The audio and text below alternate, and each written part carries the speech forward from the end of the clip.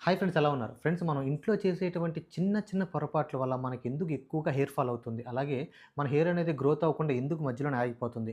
దాంతో పాటు మనం ఇంట్లో అంటే రెగ్యులర్‌గా మనం ఏ చిన్న చిన్న టిప్స్ పాటిస్తే మనకి హెయిర్ ఫాల్ అనేది కంట్రోల్ అవ్వడంతో పాటు మన హెయిర్ అనేది లాంగ్‌గా గ్రోత్ అవుతుంది అనే విషయాలతో పాటు ఈ రోజ్‌మెర్రీ వాటర్ మేము 3 నెలల పాటు యూజ్ చేసిన తర్వాత మాకు వచ్చినటువంటి రిజల్ట్ ఏంటి? తను మరియు నేను.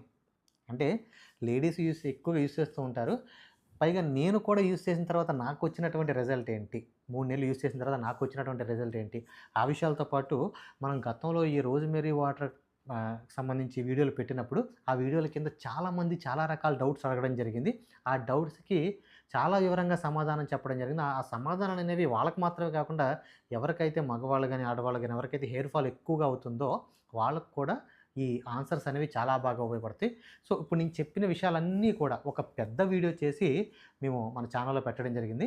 మీరు కింద ఉన్నటువంటి పెద్ద వీడియో ఓపెన్ చేసి చూడడం ద్వారా ఇప్పుడు నేను చెప్పినటువంటి విషయాలతో పాటు మీకు హెయిర్ గ్రోత్‌కి సంబంధించి అండ్ హెయిర్ ఫాల్‌కి సంబంధించి చాలా టిప్స్ అందులో చెప్పడం జరిగింది. మీకు చాలా బాగా ఉపయోగపడతాయి. కాబట్టి కింద ఆ లింక్ క్లిక్ చేసి చూడండి.